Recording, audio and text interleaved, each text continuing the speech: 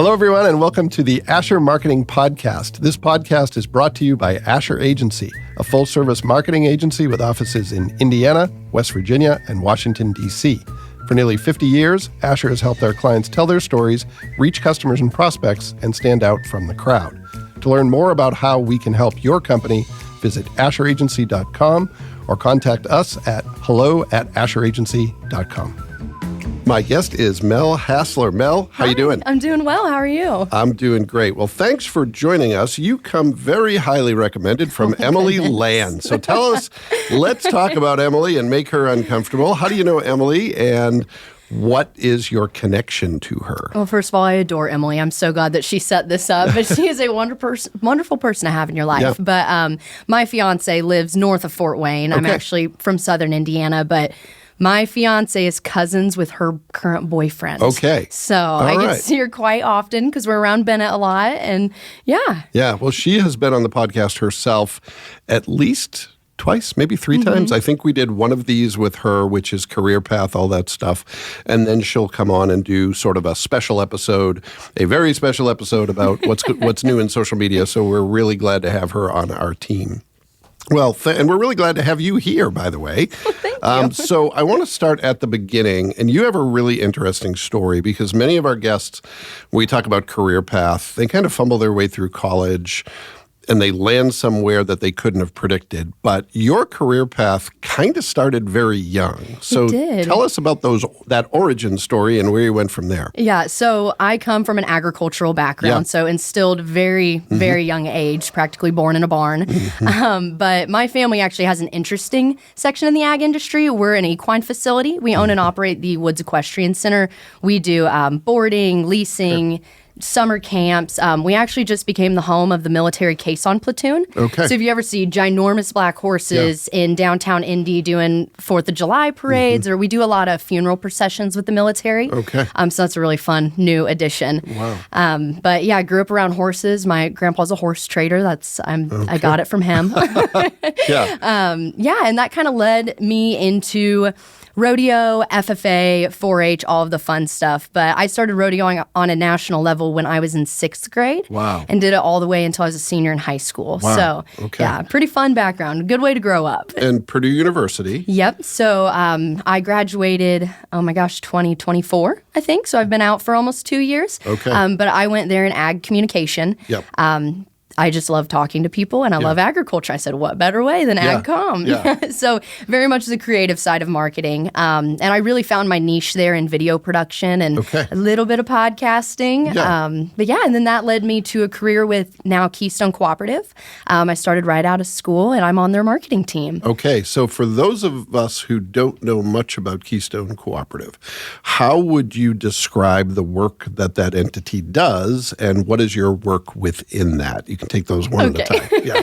So Keystone Cooperative is a farmer-owned cooperative, and we have 4 divisions of business. Okay. So we've got agronomy, so think your row crop farmers, corn, soybeans. When you get up into Michigan, they like their fruits and veggies. That's too much for me. A lot of cherries and such. Yeah. And then we have energy. We do propane and DEF. We do diesel, all types of things. We do things through Country Mark. So if you've ever seen that gas station, they're also a farmer cooperative, which is fun. Okay. And then we have grain. We have grain elevators. We buy grain off of our farmers, and we'll either send it out on the rails out west to feed cattle, or we work closely with Purina Pet Foods. Yep. And then what's the other one? Swine and animal nutrition.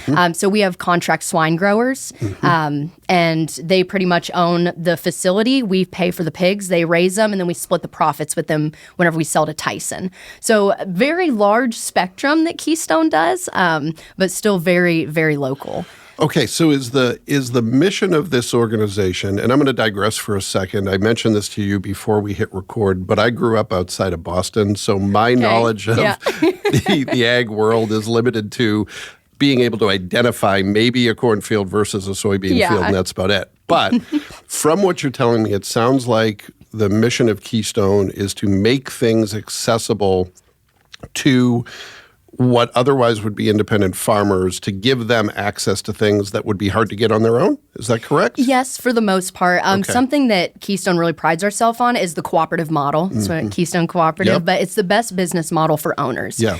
So our farmer members, they own and operate Keystone. Okay. We've got a farmer board of directors, and our farmers have a share of Keystone. I think they pay $5 in, and it's a one-time buy-in, and then they have voting rights. They own us. So everything that Keystone has and offers is pretty much for farmers. I mean, we do home heat, but it's to help grow their operation and give them an opportunity to buy all in one place. And then when they do their business through Keystone, at the end of the year, they either get a patronage check or they get equity that's put into a retirement fund. So if, let's say, you wanted to buy seed, instead of going to your local seed dealer, you went through Keystone to your seed dealer, you would get a return check at the end of the year. So it's really just, we're here for our farmers. We're owned and operated by our farmers, and it's our mission to have everything in one spot for them. And I would imagine you have a board that's made up of some of these member owners that helps. My only relevant experience is for about 5 years. Very, very, very early in my career, I worked for an REMC,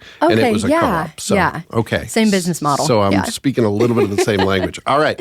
So tell me about your role in ag communications in Keystone. What do you do with your time at work? Yeah, so I'm on the marketing team. We have a marketing team about 12, but I am our digital product marketing coordinator, which is a mouthful, so I just say I'm the digital girl.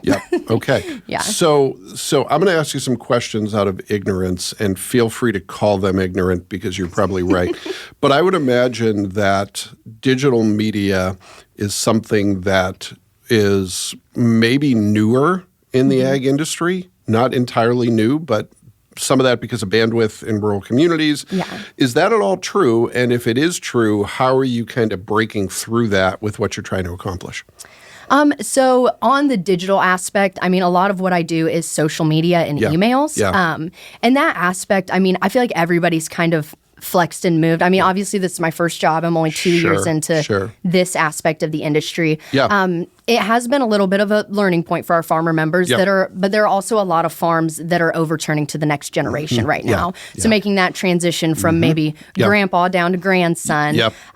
So being able to work with people in all different generations. But we have one app that we run everything through for our farmer members. And it's still the same. I don't know if you use Keystone Propane, but we have our Connect app that's for like our home heat customers and whatnot. And a lot of our customer communication is email.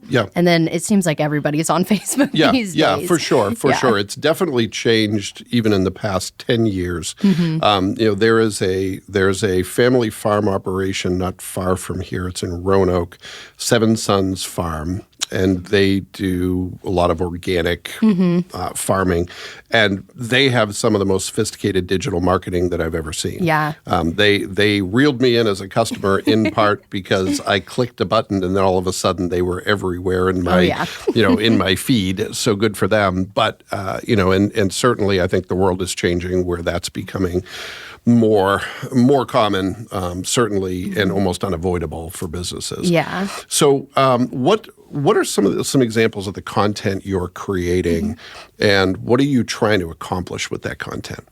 So for internal communications, I do our agronomy newsletter that goes out every Tuesday and our all employees email newsletter that goes out every Thursday. So that's just communicating for the all employee email if there are changes in benefits or if there's a message from the CEO or events coming up.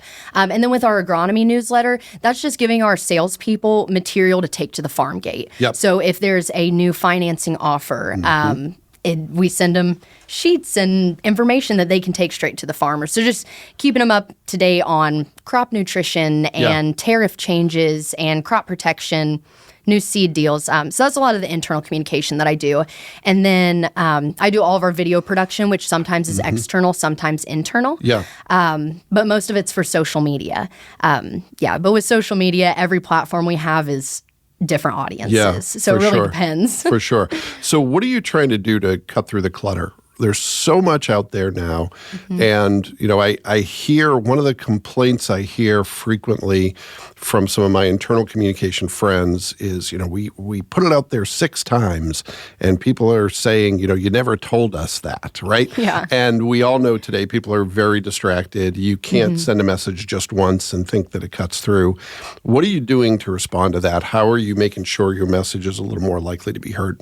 So with internal communication, we've dealt with that a lot recently because there's just new information all the time. Sure. There's so many little changes going on and really trying to keep our people informed. So something that we just implemented, we're coming up on 1 year, is I do an internal podcast called Keystone Commute, your weekly pit stop for all things from the cooperative.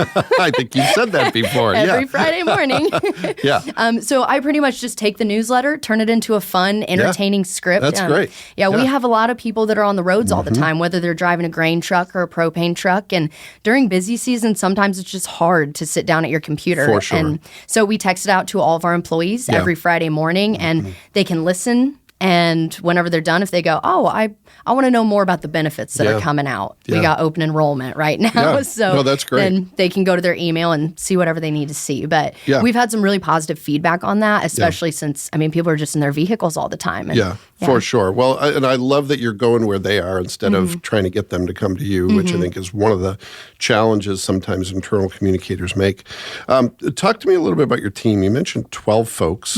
What are the other folks doing, and how does that complement your work? Yeah, so, oh my goodness, our team just keeps growing. So we've got my manager, Lauren. She oversees everything that's happening on the marketing team, and she works a lot in our agronomy department. So a lot of the campaigns that are going out specifically for agronomy, that's Lauren's main thing.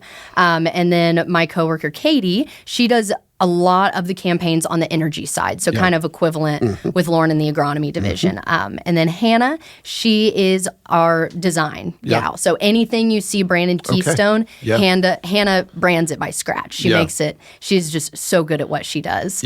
And then David, he's kind of like our liaison between corporate and the field. So he's on the road all the time, just going and talking to people at our branches, talking to farmers, just kind of that liaison. So kind of the voice of Keystone to the farmer and the voice of the farmer to the cooperative? More so like our branches, like the people that are working boots on the ground. Got it. And then we've got our customer service team, which is kind of a branch off of our marketing team. Our director of membership, Courtney, she oversees them. She's the one that's working with the patronage checks. And if a farmer has a question about equity, that's who you go to. And then we have a really cool program that we just implemented 2 years ago. It's called SEED, Securing Experience in Employee Development. And we've got 2 gals that head that up, Sarah and Caitlin. And it's for graduating high school FFA seniors that don't want to go to college. So it's kind of apprenticeship. It's a 2-year program. They get to go through every division and decide if they want to stay. Oh, that's amazing. So, it's been a really cool program. And how long has that been in place? I think we're coming up on our 3rd class this spring. So about close to 3 years. All right, so maybe starting to see the result of that. Yeah, that's great. So I'm going to throw you a curveball, something I didn't prepare you for, but I'm curious because your responses are telling me you're pretty sophisticated about the marketing world. How, if at all, are you dealing with AI? Is that a factor in your work, or is it something that you're not concerned with yet? So for me, someone that I forgot to mention on our team, this goes back to, she's like our built-in AI. Her name's Lindsay. She's the director of public relations. She is like the voice of Keystone because everything that we write and post is authentic. I do use AI to get some ideas with all the content we're trying to produce and push out 6 different platforms, 6 different audiences. I lean on it quite a bit for just ideas to keep things fresh. But everything that is in the voice of Keystone is Lindsay. So, people on my team in other roles might have something different to say. I really lean on it to try to help me come up with the creatives or even do research on social media engagements for our competitors. That kind of stuff. Well, sorry to spring that on you. It's something we've been talking about, obviously, quite a bit in the last couple of years here at Asher, and it's something I'll probably bake into the questions and better prepare future guests for that question. But no, it is a factor, right? And I think what you said is very well said. said in that it informs the work, but it's not the work. It's a tool you're using to create assets, but it's the most important part is the unique voice of the brand. Yeah, and it being just authentically Keystone. Like so whenever you look at some of our content, you can go, oh, there's someone on the screen writing that. Like that's not AI, which AI is a great tool. And I'm sure that as it advances, we're going to incorporate it more. Sure. But I know for my position specifically, there are days that I try to use AI and I'm like, this thing is useless. Yeah. This is not helping me at all. Yeah, and there are, I don't know that it's even, but there are times when I thought it was going to save time and it more than offsets some of the time I've gained from using it elsewhere. Yeah. So tell me, Mel, what's your favorite thing about your work? And then what's the biggest challenge in your work? So I think my favorite thing about my work is, first of all, I'm passionate about marketing and what I'm doing, but the fact that I do it for a company that I believe so strongly in. Yeah. Like it's so different. Even, my internships are mostly my work experience, and I loved my internships and where I worked, but Keystone is just such a different company, and we have such a story to tell. Yeah. Like, owned by the farmers. We're coming up on our 100 years. Like, it's such a cool company to work for, and it's that passion for agriculture that I have and passion for telling the story of agriculturalists. Well, and that really shines through, and I mean this very genuinely, that you're saying things with a genuine smile, and it feels like your work is almost sort of who you are, not just what you do, and that's great. That's great. What's the biggest challenge, the flip side of that? Oh, going back to the fact that I'm not from a row crop family. Sometimes when you grow up, it's just automatic. It just comes to you. And this is something that my boss has really had to help me with, is sometimes she'll bring things to me and I'm like, Lauren, I don't understand what that means. I'm a livestock kid. I don't know what we're talking about. So I think that's been the biggest learning curve is, we're agronomy and swine and grain, and I didn't grow up in that aspect of the ag industry. So that's been a huge learning curve. Like you really don't understand the depth of agriculture until you go in it and you're like, whoa, it takes some learning and it takes some time. Well, and respecting other people's knowledge and being honest about what you know and what you don't know. When I was very young and I started working at the REMC, you can imagine, I literally moved from Greater Boston to somewhat rural Indiana with just no in between. Just there I was. And I'm sure the first couple of years at the REMC, there were things I said and things I didn't know that people wondered why I was there. So it's admirable that a lot of us come to that in a later age when we're like, okay, it's okay to say I don't know, but it sounds like you got there pretty quickly. Yeah, and I almost had to. You just can't really fake not knowing anything. So it's definitely been a learning curve. But, well, good. Well, I think that's part of what makes it enjoyable, though. And it's, one of the reasons I love my job is I almost have to learn something new every day. And part of it is working with really smart people like Emily, who's taught me a lot about social media. And some of it is just trying to stay relevant. It is, Yep. Okay, so let me pivot to a few quick hit questions. Your answers do not have to be short, though. Okay. You can take this wherever you want to go. Well, I like to talk, so be careful. All right, you and me both, so we could be here a long time. So tell me what you think your best career advice is. You've had some success early on in your career. What have you learned in that, if you were sharing something, maybe with someone who's just getting started or trying to figure out where they want to go? What would you say is the key to having a fulfilling and successful career? Something that I had to learn a little bit, but I already had a little bit of passion for, was storytelling. No matter what you're marketing, whether you're marketing a feeling or an experience or a product, you can always market it with a story, a good, compelling story. So, that's also why I love my job, because telling the story of the cooperative is just, it's so fun.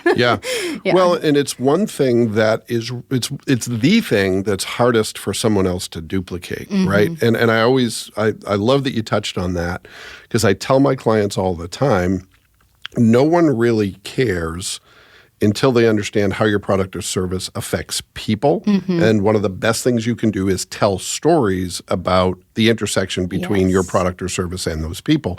And it's going to be really hard for your competitor to duplicate that. Yeah.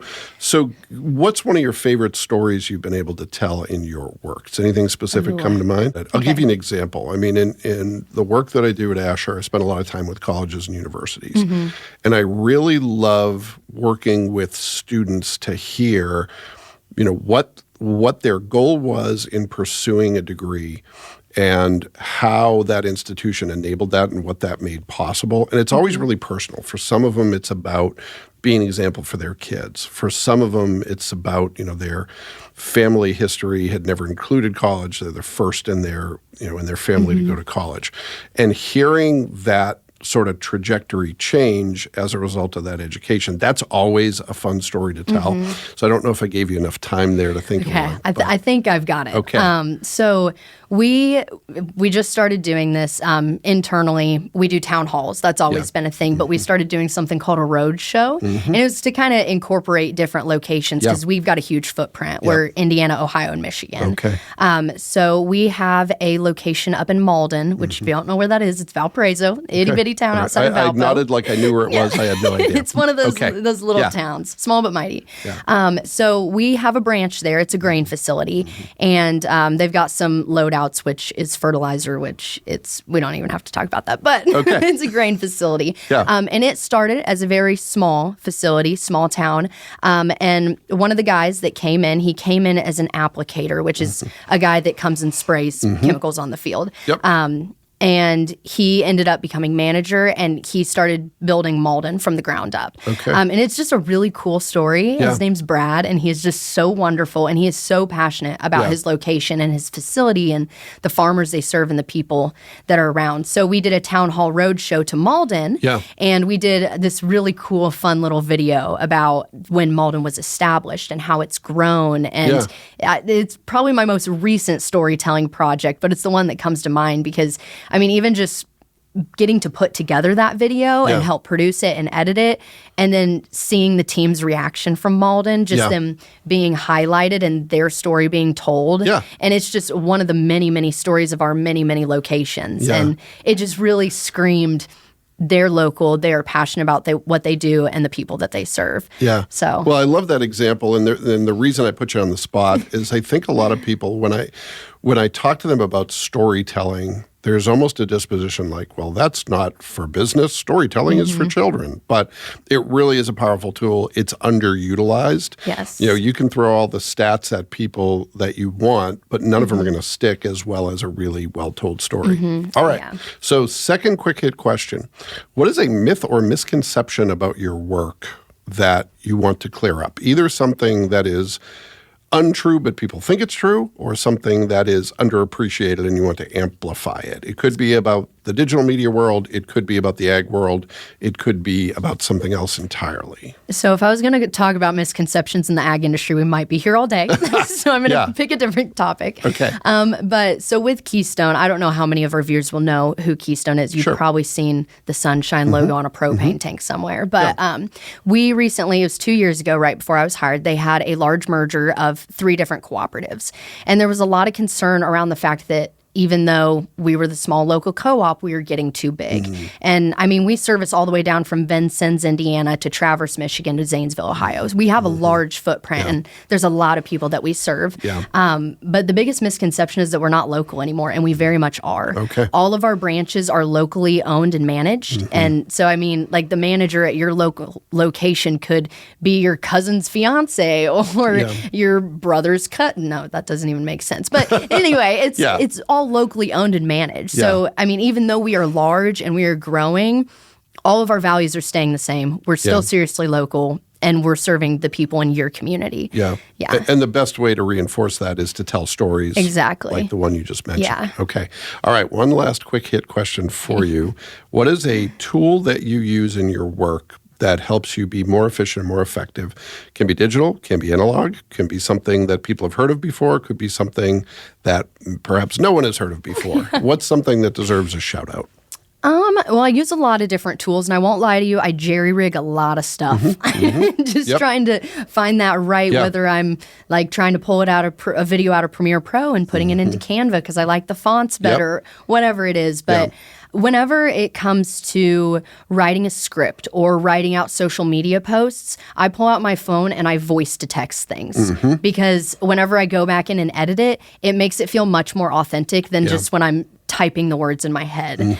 So that's one of my go-tos is just voice to texting it and then going in and editing it. And I won't lie, that's how I wrote a lot of my papers in college. That was very much. You're probably talking to one of the bigger proponents you'll ever meet of voice to text. And I feel like in some cases I was born at the wrong time because I had to do a lot of typing and hated it, was never good at it. And finally that technology, there was a program probably literally 25 years ago called Dragon Naturally Speaking. Dragon was the company, Naturally Speaking was the product. And I remember vividly, this is like old PC and talking into a headset, trying to get it to, voice to text, and it was just miserable. It would maybe get half of it right. And now it's, the tool that I use is one called Voice Notes. Okay. It's an app that is designed to be great at voice to text.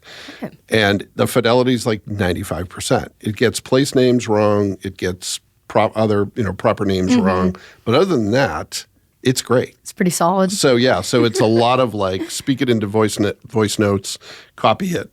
And they even have a cleanup feature, which is somehow AI based, where if you hit cleanup, it'll basically make it even better. So there you go. Yeah, but see, I'm just using Google Docs. Google Docs is pretty great too. What I found, the problem I was running into is all of the apps, whether I was voice to text in Evernote or Gmail, it always felt a little clunky. And I was like, where's one place I can go where I can hit a button and just do this? So it's like I do a lot of driving voice to text, a lot of dictation when I'm driving. And it's kind of, it's not real safe when you're driving. Let's open up Google Docs. Let's open up a new document. I'm glad you said it, not me. With voice notes, it's just like hit a button and you drive. And if the screen goes blank, it doesn't matter. So I guess I just stole, that thunder from you. But voice to text, yes. Yes. Well, Mel, this has all been really great. I really applaud you for having a career that's kind of baked into your biography a little bit. That sounds fun. And I really appreciate you taking the time to come speak with us about your career. Yeah, thanks for having me. Sure. And next time you're here, we'll have to make sure that Emily's in the office. I know. She's killing me. Well, she'll be back. And thanks to everyone who took the opportunity to listen to this episode of the Asher Marketing Podcast. We'll be back next time with another great guest, and we hope you'll join us then. Thank you for listening to the Asher Marketing Podcast. The Asher Marketing Podcast is a production of Asher Agency, a full-service agency for franchises and co-ops, colleges and universities, financial service companies, healthcare organizations, and government agencies. We'll be back next time with another great guest, and we hope you'll join us then.